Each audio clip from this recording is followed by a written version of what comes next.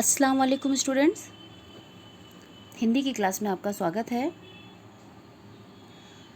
हमारा जो अगला पार्ट है उसको पढ़ने से पहले व्याकरण का एक टॉपिक है लिंग, उसका हम अध्ययन करेंगे क्योंकि वो पार्ट उससे ही संबंधित है।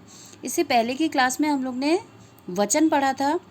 वचन और लिंग ये दोनों उस पार्ट से संबंधित टॉपिक हैं, तो इसलिए मैंने पहले वचन आपको पढ़ाया है। अभी हम लोग अगला टॉपिक पढ़ेंगे और उसके बाद में हमारा जो वो पार्ट है उसका हम अध्ययन करेंगे। लिंग और उसके भेद और उसके पहचान के कुछ नियम वो हम इस पाठ में देखने वाले हैं। कुछ वाक्य यहाँ पर लिखे हैं, जैसे माता जी खाना बना रही हैं, पिताजी दफ्तर जा रहे हैं, राहुल खुशी से चिल्ला रहा है, मीता नाच रही है। इन चारों वाक्यों में जब इन वाक्यों को हम पढ़ रहे हैं तो इन वाक्यों को पढ़ने से हमको पता चल रहा है कि इसमें माता जी और मीता स्त्री जाति का बोध करा रहे हैं ये शब्द, और राहुल और पिता पुरुष जाति का बोध करा रहे हैं। यानी ये लड़कियां हैं और वो लड़के हैं, तो ये शब्द हमें इसका बोध करा रहे हैं। लिंग व्याकरण में इसकी परिभाषा है, संज्ञा शब्द के जिस रूप से उसके स्त्री जाति या पुरुष जाति के होने का पता चले उसे लिंग कहते हैं। जैसे माता, पिता, लड़का, लड़की आदि ये शब्द उसके स्त्री जाति और पुरुष जाति के होने का बोध कराते हैं। लिंग के दो भेद होते हैं, पुल्लिंग और स्त्रीलिंग। तो सबसे पहले देखेंगे पुल्लिंग। तो पहले यहाँ पर देखो कुछ चित्र बने हुए हैं, जैसे सूरज उगता है, पर्वत ऊंचा है, ये मेरा हाथ है, गायक गा रहा है, पानी भरा है। इन सारे चित्रों से जब हम वाक्य बना रहे हैं तो वो वाक्य रहा है, करता है, यानी हमें पुरुष जाति का बोध करा रहे हैं। जो भी वाक्य है वो हमें पुरुष जाति का बोध करा रहे हैं। तो पुल्लिंग जिन संज्ञा शब्दों से उसके पुरुष जाति के होने का पता चलता है उन्हें पुल्लिंग कहते हैं, जैसे लड़का, अध्यापक, शेर, वर, नौकर आदि। इसी प्रकार से अन्य चित्र हम देखेंगे, जैसे नदी बह रही है, लड़की हंस रही है, बकरी घास खा रही है, सब्जी बहुत अच्छी बनी है,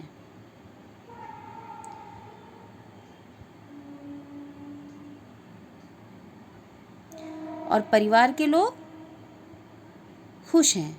तो इन सारे वाक्यों में हम देखेंगे कि जो संज्ञा शब्द है वो स्त्री जाति का बोध करा रहे हैं, जैसे बकरी खा रही है, लड़की, नदी, सब्जी, ये सब क्या है, स्त्री जाति का बोध करा रहे हैं। तो स्त्रीलिंग जिन संज्ञा शब्दों से उसके स्त्री जाति के होने का पता चलता है उन्हें स्त्रीलिंग कहते हैं, जैसे लड़की, अध्यापिका, शेरनी, वधू, नौकरानी आदि।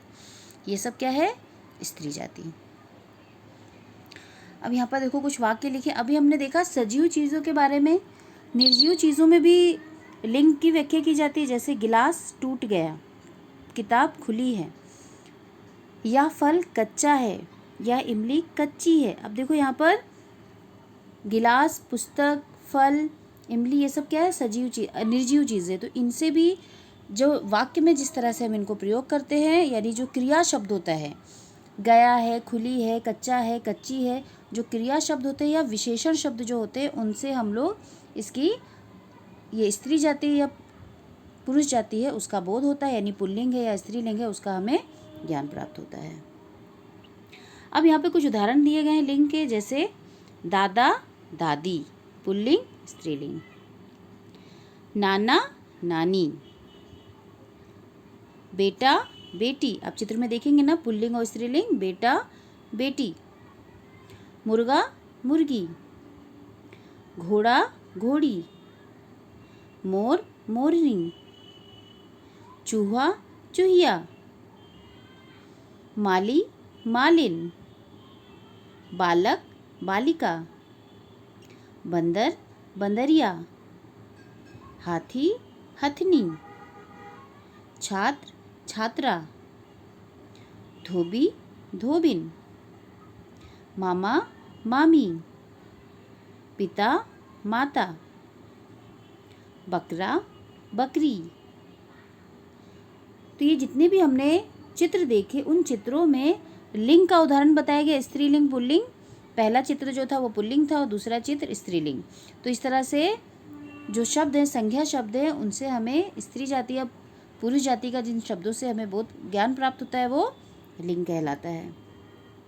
अब जो हमारा पाठ है, छठा पाठ है बोध, हम उसका अध्ययन करेंगे। हमारे इस बोध पाठ में ऐसा चित्र पाठ है, उसमें चित्र बने हुए आप देखेंगे उसमें कि पहले की जो पंक्तियां हैं,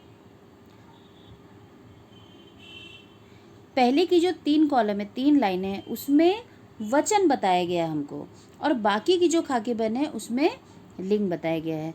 तो सबसे पहले हम देखेंगे वचन, जो हमने पहले की कक्षा में पढ़ा था। वचन क्या होता है? जिससे हमें संख्या के बारे में ज्ञान प्राप्त होता है, यानी कोई वस्तु एक है या एक से अधिक है। वचन के 2 भेद होते हैं, एक वचन और बहुवचन। अब जैसे आँख एक वचन है, आँखें बहुवचन, पेटी पेटियाँ, औषधि औषधियाँ, माला मालाएं, सिक्का सिक्के, तौलिया तौलिए। तो ये सब क्या है? वचन के भेद है, एक वचन और बहुवचन। पपीता पपीते, आम आम। आम जो है वो बहुवचन में ही प्रयोग किया जाता है। अगला देखो यहाँ पर, जब हमने अभी लिंग पढ़ा पुल्लिंग और स्त्रीलिंग, तो उसका यहाँ पे उदाहरण दिया गया हमारी पाठ्यपुस्तक में, जैसे सिंह सिंगनी, गाय बैल, हिरण हिरनी, बंदर बंदरिया, नागिन नाग, बिल्ली बिलाव, चूहिया चूहा। तो इस तरह से हमने बोध पाठ में वचन और लिंग का अध्ययन किया। वचन यानी संख्या, जिसे नंबर्स के बारे में पता चलता है, और लिंग जिससे हमें संज्ञा शब्द के स्त्री जाति या पुरुष जाति का बोध होता है। तो मैं आशा करती हूँ कि आपको ये पाठ उदाहरण के साथ आसानी से समझ में आ गया होगा। धन्यवाद।